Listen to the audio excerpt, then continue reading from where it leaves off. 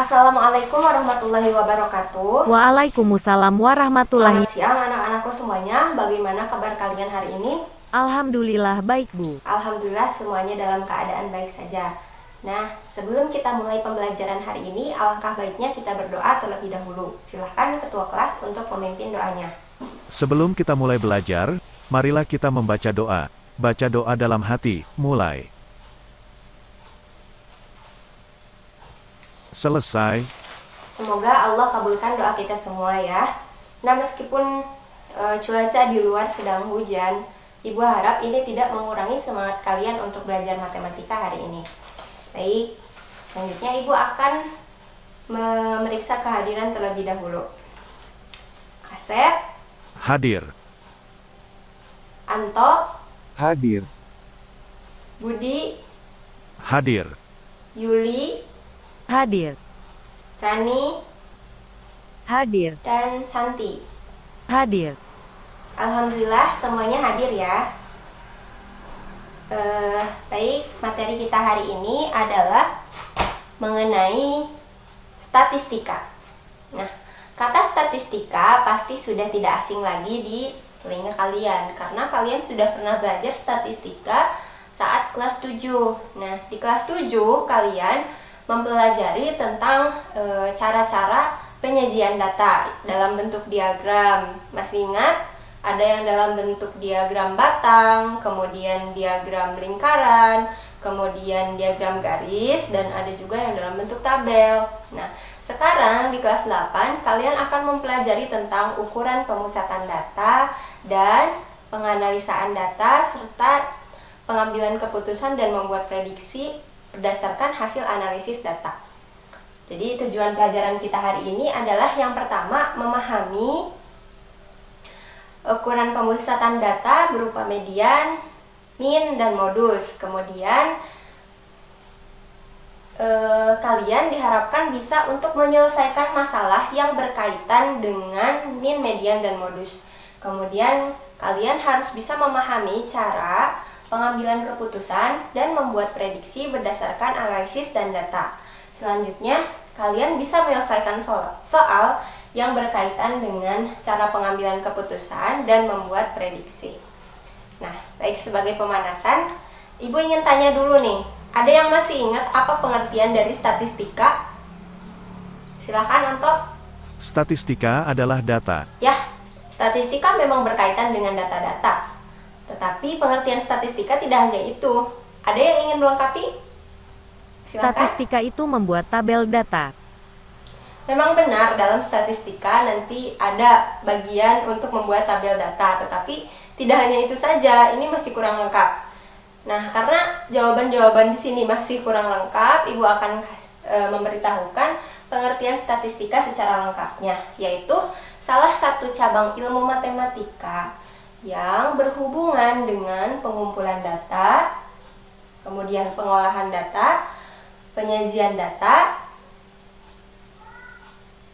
penganalisaan data, dan penyimpulan data. Paham ya dari sini? Ada yang ditanyakan? Bu, apa pengertian data? Pertanyaan yang bagus sekali. Bu, data itu apa? Nah, dari tadi kita terus berbicara mengenai data, tetapi ternyata masih ada yang belum tahu data itu apa. Baik, Ibu akan jelaskan bahwa data adalah suatu informasi yang benar dan sesuai dengan fakta yang didapat dengan cara pengamatan ataupun penelitian. Kalian pasti pernah menyaksikan acara televisi berupa berita-berita. Nah, data-data itu sering muncul di acara berita. Apalagi sekarang di tahun-tahun ini kita mengalami pandemi COVID. Nah, berita di TV selalu saja setiap harinya menginformasikan data-data kasus kenaikan COVID, kemudian yang sembuh COVID, kemudian yang meninggal karena COVID. Nah, data-data itu semuanya disajikan di TV. Contohnya akan Ibu tampilkan melalui PowerPoint ini. Silahkan disimak baik-baik. Dan kita lihat seperti apa penanggulangan COVID-19 di Indonesia menurut data Satgas COVID-19. Data teranyar kasus positif COVID-19 di Indonesia per hari ini mencapai 15.768 kasus. Hingga saat ini Indonesia berhasil melewati 2 puncak kasus yaitu pada Januari dan Juli 2021.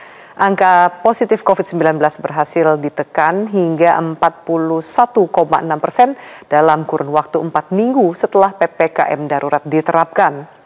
Di satu sisi, Satgas mencatat terdapat 5 provinsi yang justru mengalami kenaikan, di antaranya adalah Jawa Tengah dan Bali dengan angka kenaikan tertinggi.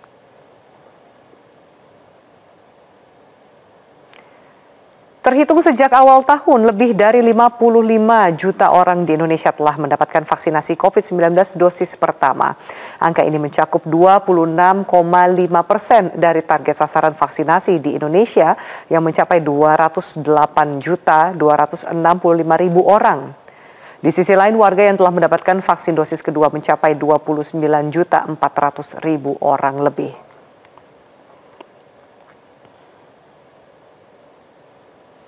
Berikutnya, data kematian pasien COVID-19 di Indonesia mencapai 121.141 kasus hingga hari ini.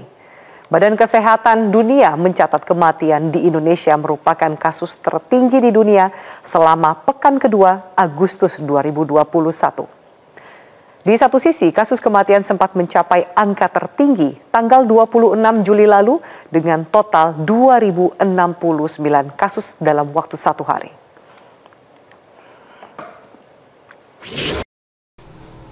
Baik, nah tadi kita sama-sama telah menyaksikan acara berita yang menampilkan data-data. Nah, data yang ditampilkan adalah data orang-orang yang terkonfirmasi positif, kemudian data orang yang sembuh, dan data orang yang meninggal. Selain itu, data apa lagi yang ada dalam kehidupan sehari-hari? Data berat badan. Ya, benar. Data berat badan, data tinggi badan, data nilai ulangan harian, data penjualan kue, data nomor sepatu, dan masih banyak lagi. Nah, ada yang masih ingat tidak data yang ditampilkan di acara berita tadi dalam bentuk apa? Ya, benar, dalam bentuk diagram garis. Tidak hanya diagram garis, data juga disajikan dalam bentuk tabel, kemudian dalam bentuk diagram lingkaran, diagram batang, dan lain sebagainya ya. Itu. Jadi sudah ada gambaran mengenai data? Sudah. Alhamdulillah jika sudah ada gambaran. Ibu tegaskan sekali lagi bahwa data adalah informasi yang benar, kemudian sesuai dengan fakta yang didapat dengan cara pengamatan atau penelitian. Biasanya data dalam statistika itu berupa angka-angka agar mudah dihitung.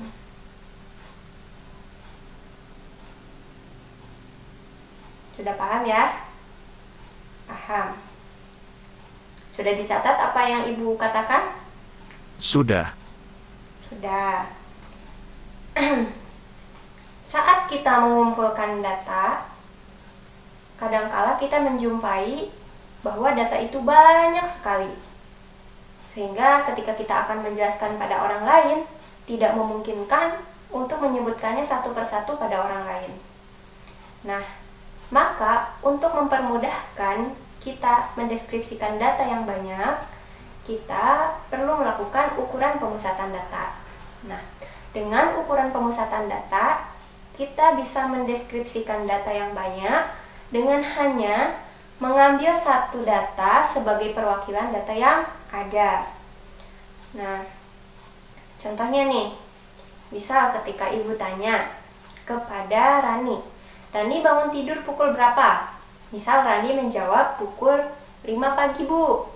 Nah, padahal setelah kita melakukan pengamatan, kita catat setiap harinya, Rani itu tidak selalu bangun pukul 5.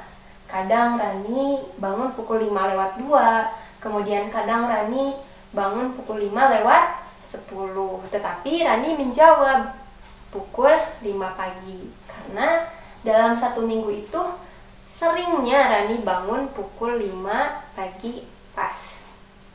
Jadi di situ Rani telah melakukan ukuran pemusatan data, yaitu dengan mengambil satu data sebagai perwakilan data yang banyak. Nah, paham ya?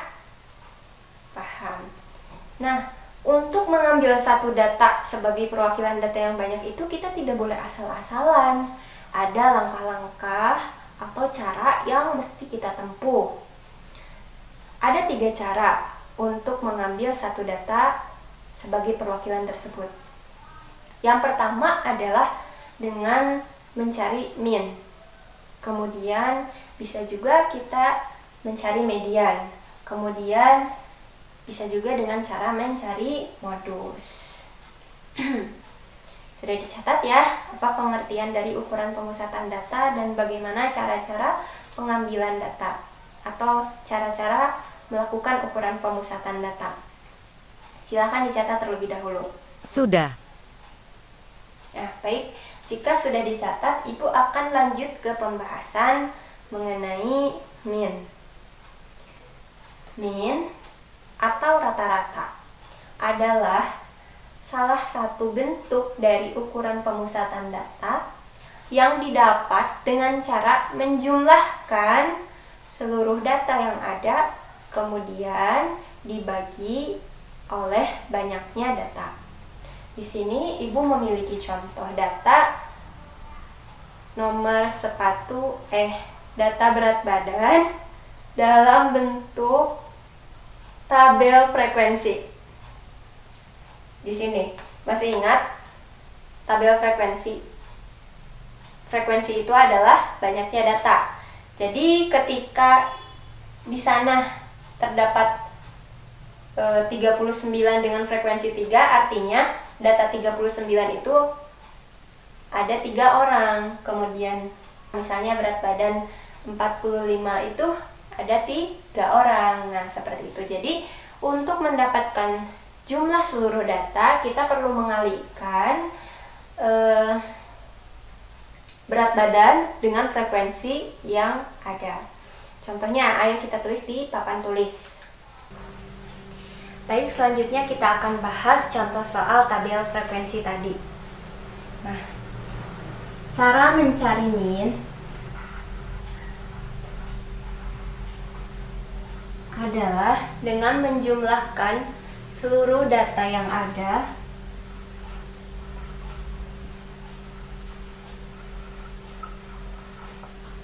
kemudian dibagi dengan banyaknya data.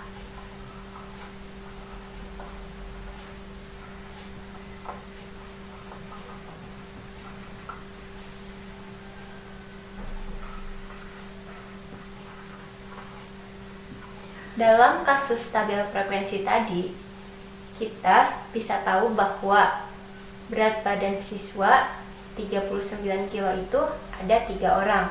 Maka dari itu, untuk menjumlahkannya, kita harus mengalihkan berat badan dengan frekuensinya. Seperti ini. 39 dikali dengan frekuensinya berapa? Tuh. 39 dikali dengan 3. Kemudian ditambah.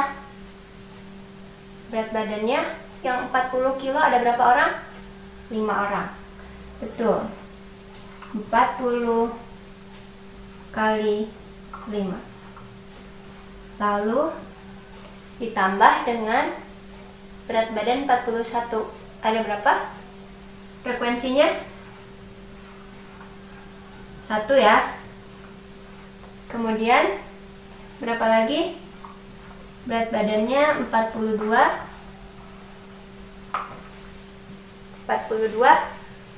kali 2 tambah berapa? 43. Frekuensinya berapa? 4 tambah lagi, karena tidak cukup ke sana jadi ibu ke bawah ya.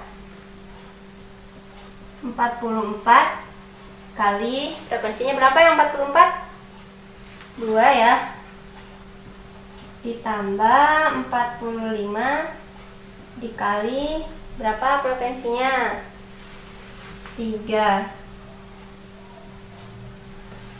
Setelah ini dikalikan, dijumlahkan, kemudian dibagi oleh banyaknya data. Nah, untuk memperoleh banyaknya data, kita hanya tinggal menjumlahkan semua frekuensinya. Frekuensinya 3, tambah berapa lagi? 5, tambah 1, tambah 2, tambah 4, kemudian tambah 2, tambah 3.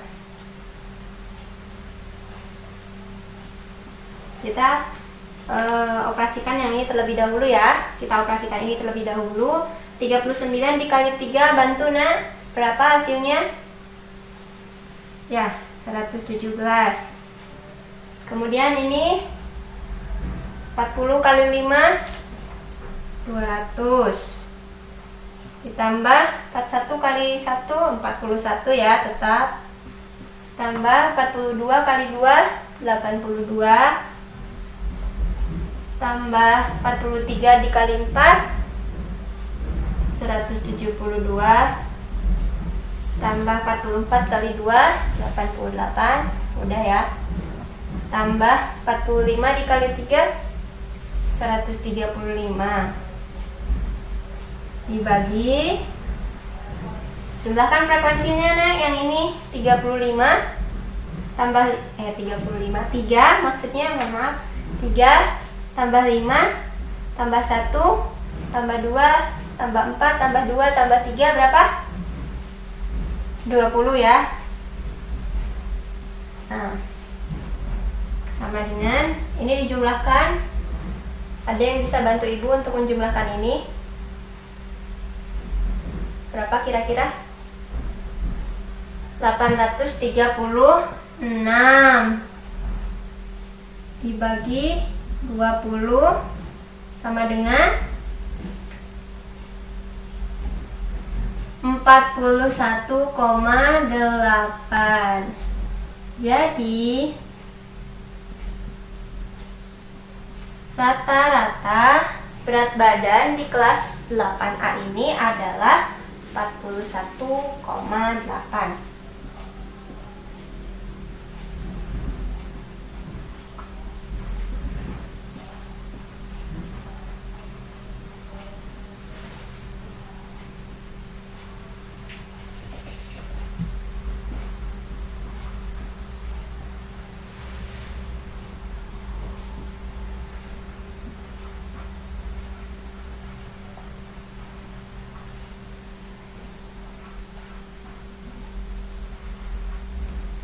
Kilogram ya, jangan lupa ditulis satuannya kilogram. Silahkan dicatat dulu, atau ada yang masih belum mengerti bagian mana ditanyakan.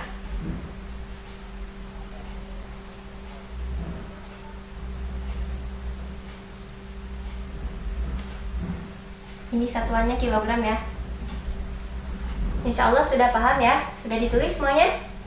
Sudah. Baik. Kita akan lanjut ke contoh soal yang kedua. Ini Ibu hapus dulu.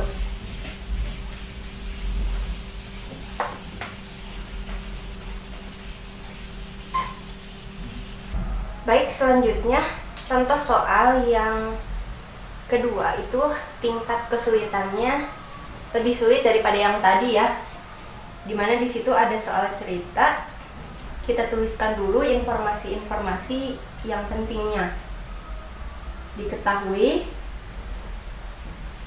nilai rata-rata siswa sebelum ada yang mengikuti ujian susulan. Kita tuliskan rata-rata sebelum.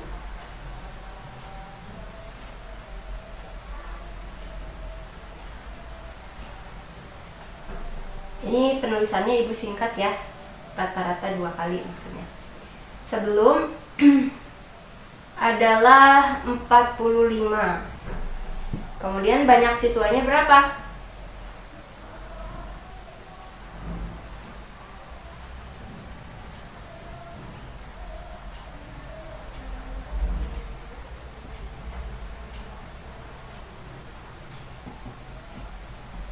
39. Setelah itu kita dapatkan informasi juga bahwa setelah ada yang mengikuti ujian susulan, rata-ratanya bertambah. Rata-rata sesudah ada yang mengikuti ujian susulan ya. Rata-rata sesudah adalah 46. Kemudian banyak siswa sesudah ada yang mengikuti ujian susulan menjadi 39 tambah 1 kan?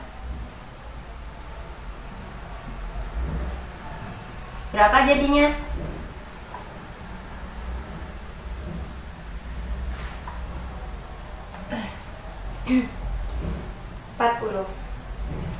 Yang ditanyakan adalah berapakah nilai ujian susulan siswa tersebut.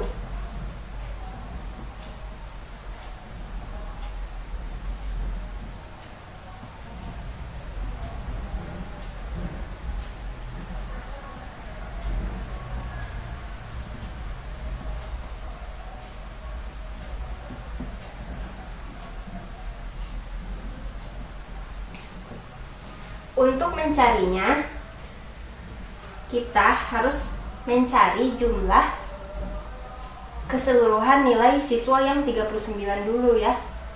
Dengan cara kita menghitung rata-rata sebelum.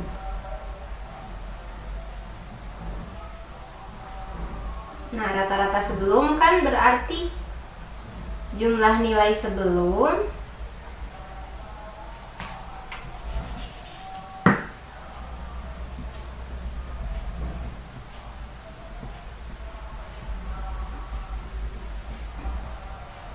dibagi dengan banyak siswa sebelum.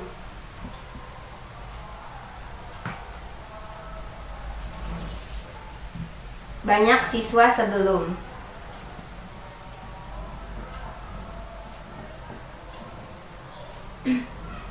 Rata-rata sebelumnya berapa? 45. Jumlah nilai sebelumnya belum diketahui.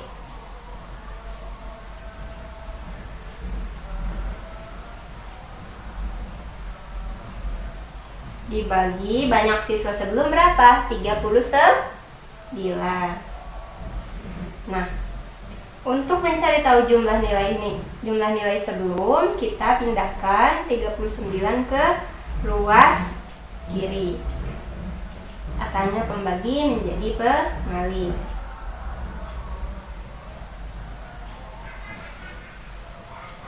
Dan ini hanya tersisa jumlah nilai sebelum.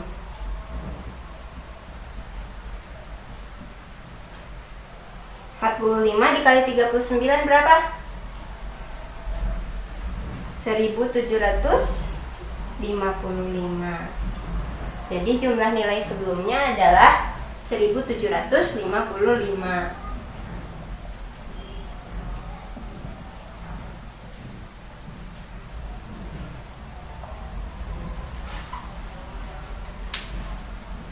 Selanjutnya, kita akan mencari nilai satu orang siswa yang mengikuti ujian susulan. Karena mungkin jika Ibu menuliskannya seperti ini, yang di sebelah sana tidak terlihat ya. Ibu akan pindah ke sebelah sini.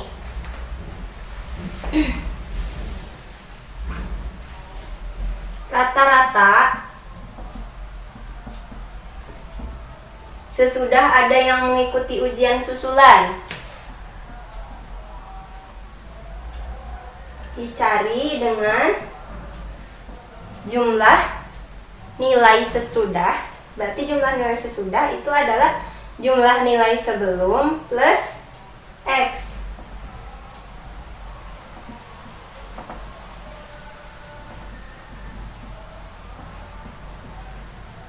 Jumlah nilai sebelum plus satu orang yang belum diketahui nilainya, kita misalkan dengan X per berapa banyak siswa sesudah? Berarti 4.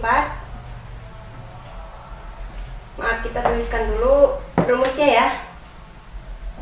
banyak siswa sesudah.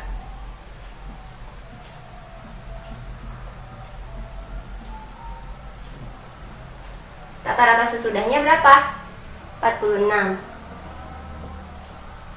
Sama dengan jumlah nilai sebelum tambah X. Jumlah nilai sebelumnya kita dapat dari sini 1755. Kemudian ditambahkan dengan nilai satu orang yang belum diketahui. Misalkan X per banyak siswa sesudah. Banyak siswa sesudah adalah 40. Agar mempermudah perhitungan, kita bisa pindahkan ini ke sebelah sini. Jadi 46 kali 40.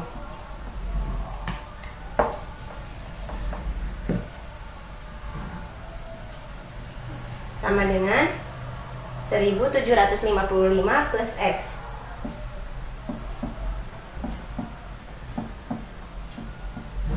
Nah, 46 dikali 40 berapa? 1840. Sama dengan 1755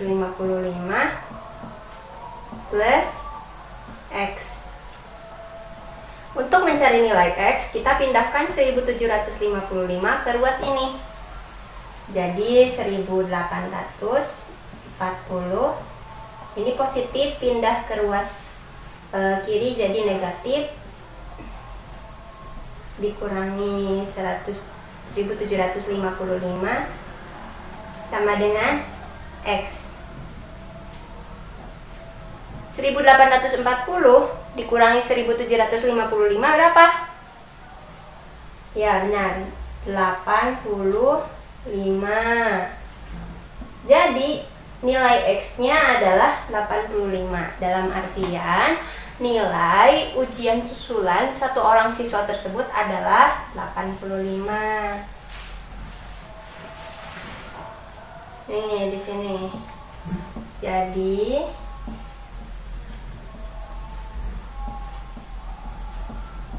nilai ujian susulan siswa tersebut adalah 85. Nah, seperti itu. Paham ya? Sampai sini ada yang ingin ditanyakan? Silakan ditulis terlebih dahulu. Sudah ditulisnya? Ibu akan hapus ya.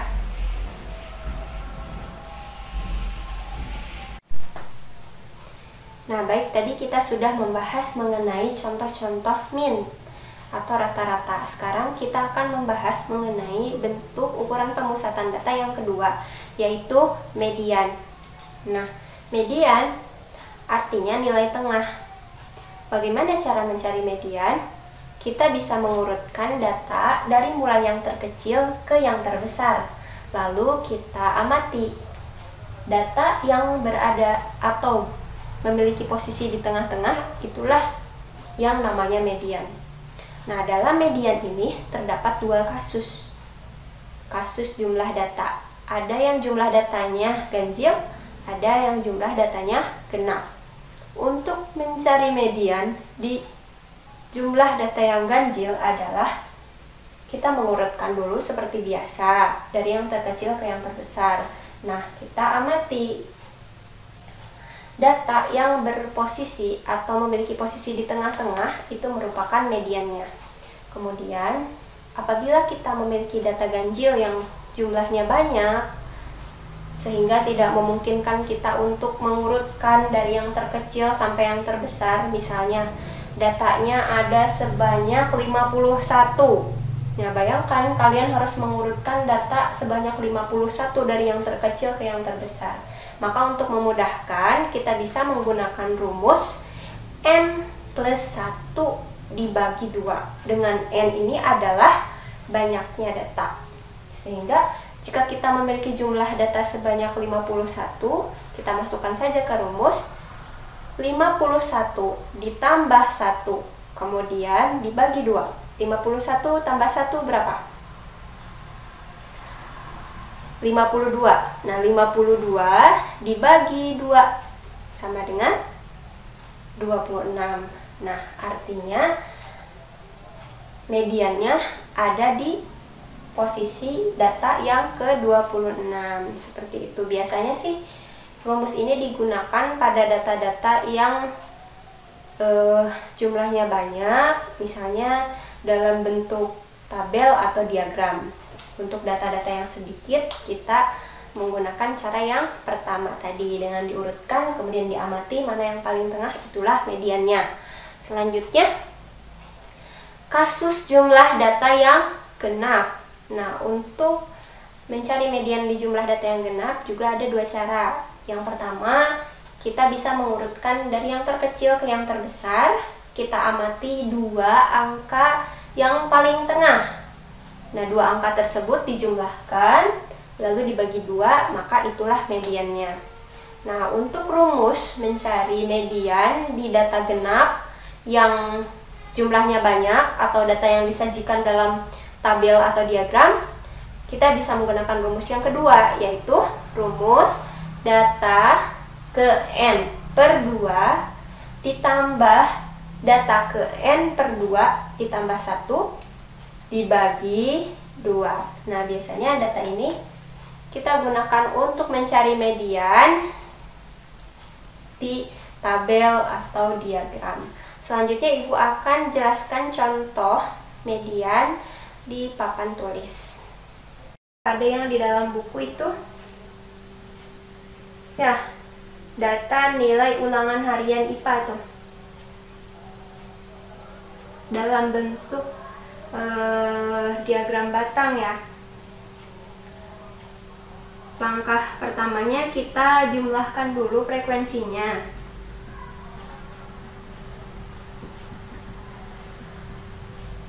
Kalau kita cari jumlah data dulu, berarti kita tambahkan frekuensinya ya. Tambahkan frekuensinya. Berapa di sana? Frekuensinya 3. Kemudian 2, 5. Lalu berapa lagi? 3. Berapa? 1. Berapa? 4. Lalu 2.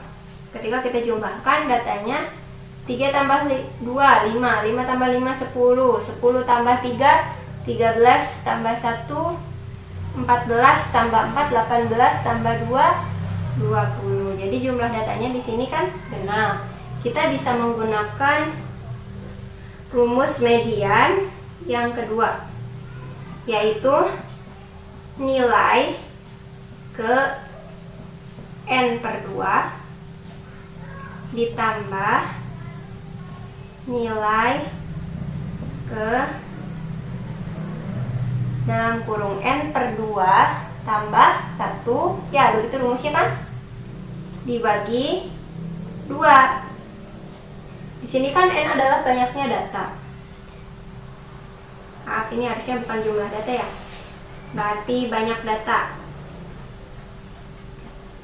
Banyak data. Nah, di sini banyak data adalah 20.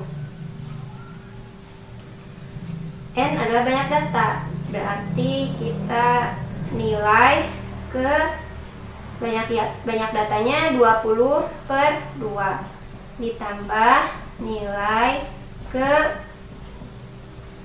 20 per 2 tambah 1 sama dengan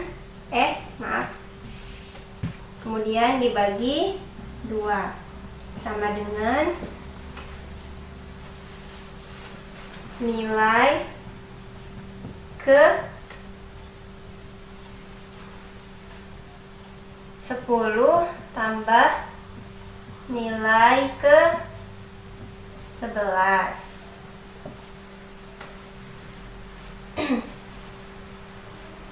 Dibagi 2. Bagaimana Bu cara mencari tahu nilai ke 10 dan nilai ke 11?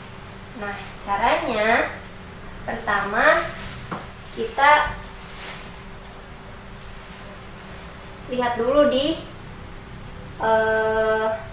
diagram batangnya. Kita lihat dulu di diagram batangnya. 70 ada berapa orang? 3 ya. Kemudian 75 ada berapa orang? 2. Kemudian nilai 80 ada 5 orang. Kemudian nilai 85 ada 3 orang. Nilai 90 ada 1 orang. Nilai 95 ada 4 orang, dan nilai 100 ada 2 orang. Cara mencari nilai ke-10 dan ke-11 dari tabel frekuensi maupun dari diagram ya seperti ini. Kita jumlahkan frekuensinya. Misalnya di sini 70, frekuensinya 3, 75 frekuensinya 2. 3 tambah 2 5. Berarti dari sini adalah nilai ke-1 sampai ke-3, di sini nilai ke-4 sampai ke-5, di sini nilai ke-5 sampai nilai ke-10. Karena jika dijumlahkan 3 tambah 2 tambah 5 10. Kemudian di sini nilai ke-11 dan nilai 12, kemudian nilai 13. Karena ketika dijumlahkan semua 3, 2 tambah 5 tambah 3 sama dengan 13. Nah, seperti itu. Jadi kita dapatkan nilai ke-10 berada di sini dan nilai ke-11 berada di sini. Paham? Masih belum paham ya? Kalau masih belum paham, Ibu akan jelaskan ulang. Dari sini kita tahu bahwa nilai 70 ini ada 3 orang. Maka kita bisa menulisnya sebanyak 3 kali. Kemudian 75 ada 2 orang. Kita tulis sebanyak 2 kali. Lalu 80 sebanyak 5 orang, kita tulis 5 kali.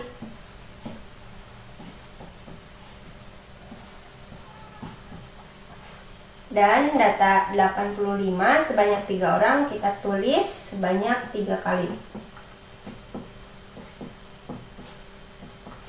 Kemudian selanjutnya 90 sebanyak 1 kali, 95 sebanyak 4 kali, dan 100 sebanyak 2 kali. Nah, dari sini kita bisa mulai langsung menghitung bahwa yang ini merupakan urutan nilai ke-1. Ini kedua, ini ketiga, keempat, kelima, keenam, ketujuh, kedelapan, ke-9, ke-10. Nah, ini yang kita cari nilai urutan ke-10, yaitu 80. Kemudian nilai urutan ke-11 adalah ini, ke-12 ini, dan ke-13 yang ini. Yang kita cari adalah urutan yang ke-11. Maka kita ambil yang ini. Tulis urutan ke-11 85 dibagi 2 sama dengan 80 tambah 85 berapa? 165. Nah, 165 dibagi 2 sama dengan 82,5.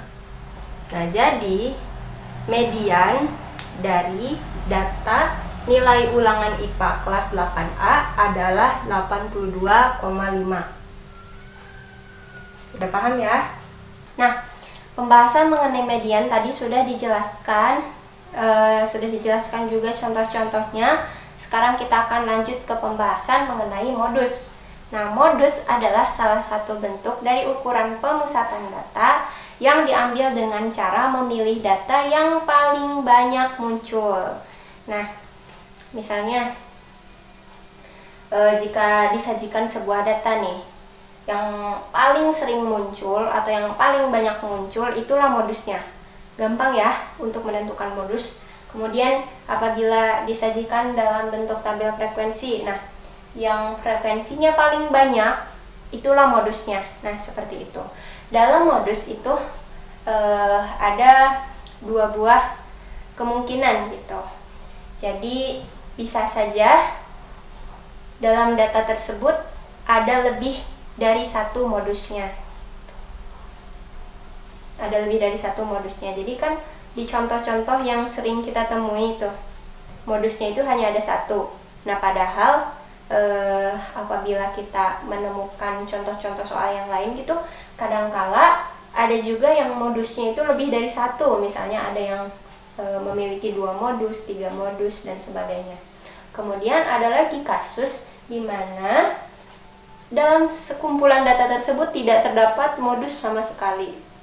Jadi biasanya data itu munculnya semua 1 kali atau munculnya semua 2 kali. Nah, seperti itu. Jadi tidak ada yang paling banyak muncul, semuanya muncul sama gitu, sebanyak 1 kali atau sebanyak 2 kali sama munculnya.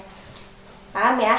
Jadi dalam modus itu ada situasi di mana ada lebih dari 1 modus dan situasi tidak ada modus sama sekali dalam data tersebut. Baik, tadi Ibu sudah menjelaskan tentang ukuran penguasaan data, min, median, dan modus. Nah, sebelum Ibu lanjut ke pembahasan selanjutnya, apakah ada yang ingin ditanyakan terlebih dahulu mengenai materi-materi tadi? Baik, sudah paham semua berarti ya? Alhamdulillah. Sekarang kita akan lanjut ke menganalisis data. Menganalisis data itu terdapat 3 tahapan. Yang pertama, kita membaca informasi-informasi yang disajikan dalam data. Kemudian, setelah mendapatkan banyak informasi, barulah kita bisa melakukan analisis data sesuai dengan informasi yang ada dalam data. Nah, setelah kita analisis, barulah kita bisa membuat kesimpulan atau mengambil kesimpulan atau membuat prediksi. Nah, untuk lebih jelasnya, Ibu akan berikan contoh-contoh. Kalian bisa lihat sendiri contohnya ada di buku paket ya, di halaman 122, nomor 1, 2, dan 3. Coba kalian buka. Sudah dibuka, dan Ibu akan jelaskan di papan tulis. Selanjutnya kita masuk ke contoh soal menganalisis data. Nah, untuk menganalisis data, pertama kita harus membaca informasi yang terdapat dalam soal. Nah, dalam soal nomor 1 disajikan grafik penjualan kue Bu Marni.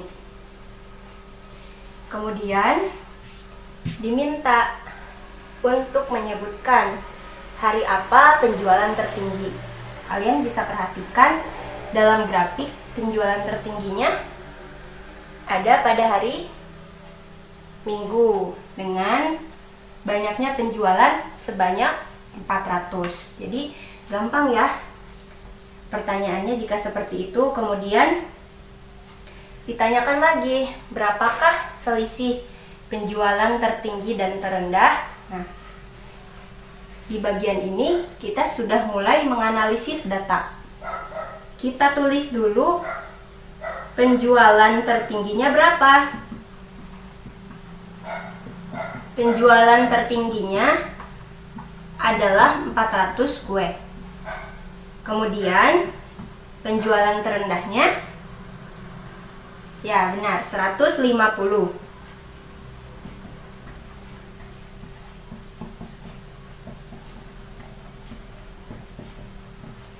Untuk mencari selisih penjualan tertinggi dan terendah, kita masukkan ke operasi pengurangan. Maka di sini kita tulis selisih sama dengan penjualan tertinggi dikurangi ke penjualan terendah.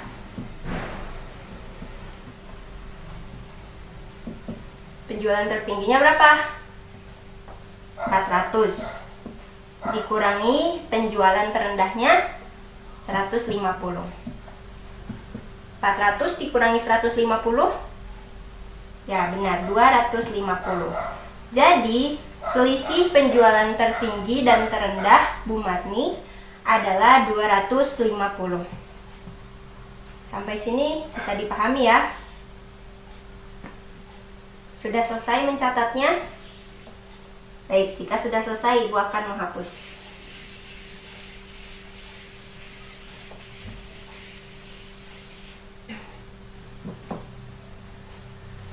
Selanjutnya kita akan masuk ke contoh soal nomor 2. Yang kita lakukan adalah sama. Pertama kita membaca, kemudian mencari banyak informasi dari soal tersebut.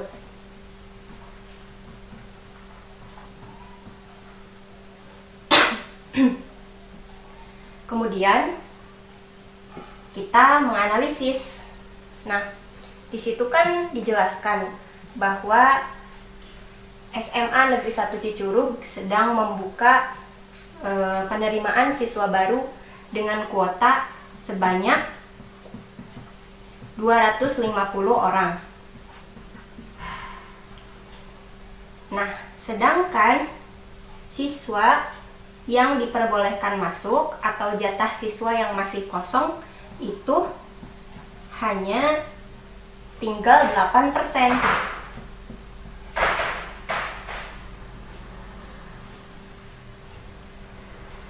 Ketika siswa dari Kecamatan Ciambar akan masuk sebanyak 50 orang, apakah mereka semua berpeluang besar untuk masuk dan diterima semua? Kita analisis terlebih dahulu. Yang kosong adalah 8%.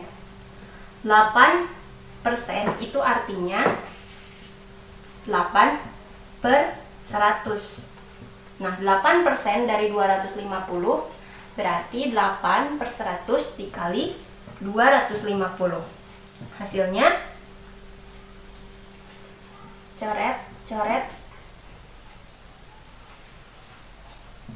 2.200 dibagi 10 sama dengan 20. Jadi jatah siswa yang masih kosong di Seman 1 Cicurug hanyalah 20 orang. Sedangkan dari Kecamatan Ciambar yang akan masuk adalah 50 orang. Jadi kesimpulannya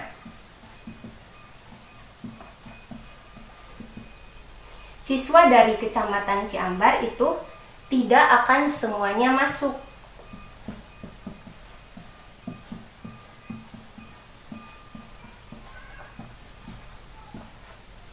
Melainkan yang masuk hanya sekitar 20 orang saja.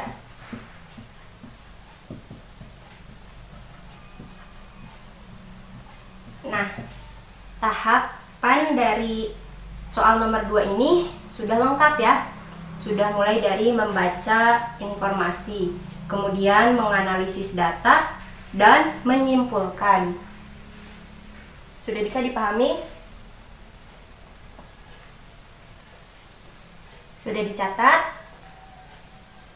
Jika sudah, Ibu akan menghapusnya.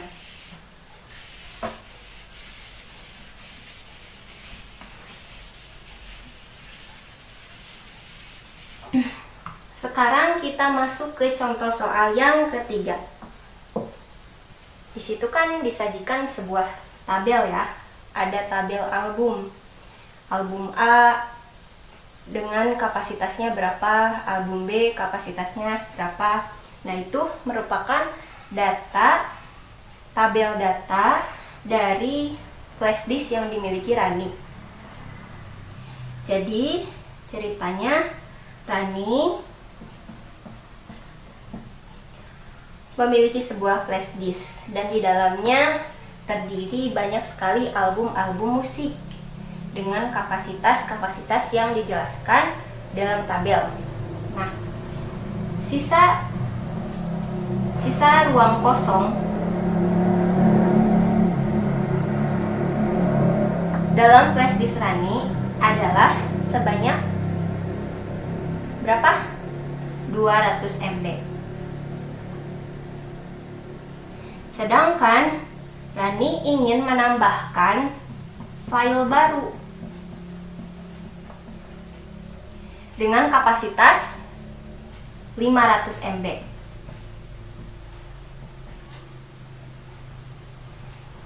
Rani hanya rela menghapus 2 album saja.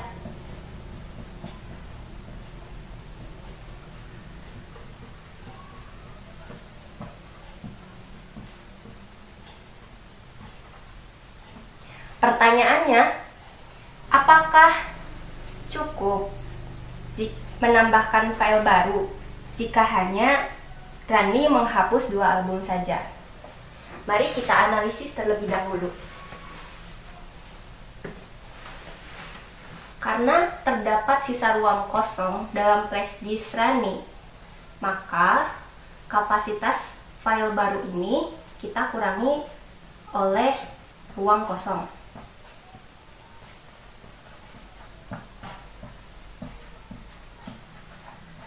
Nah, sehingga dari sini kita tahu bahwa Rani bisa menambahkan file baru dengan menghapus 2 album, yang dimana jika ditambahkan atau dijumlahkan kapasitas 2 album ini lebih dari sama dengan 300 MB. Kita bisa coba dengan menghapus, misalnya kita akan menghapus album B dan album C. Album B berapa? Album B 230 MB. Album C 100 MB. Jadi, jika kita menghapus album B dan album C, maka kita memiliki ruang 330 MB. Nah, ini sudah lebih dari cukup untuk menambahkan file yang baru. Kemudian, adakah lagi kemungkinan menghapus album selain album B dan C? Kita bisa coba album yang lain, seperti misal kita menghapus album B, kita menghapus album C maksudnya dengan album E. Berapa album C? 100 ya. Album E 224. Nah, apabila kita menghapus album C dan album E, maka akan tersisa ruang kosong sebanyak 324 MB. Nah, ini juga sudah bisa mencukupi untuk menambahkan file baru. Nah, jadi seperti ini contohnya bagaimana kita membaca data, mendapatkan banyak informasi dari soal, kemudian menganalisisnya dan membuat sebuah kesimpulan bahwa ternyata bisa membuat kesimpulan atau prediksi ya, bahwa ternyata jika Rani menghapus album B dan album C, atau album C dan album E, atau kemungkinan lainnya, maka Rani akan bisa menambahkan file baru.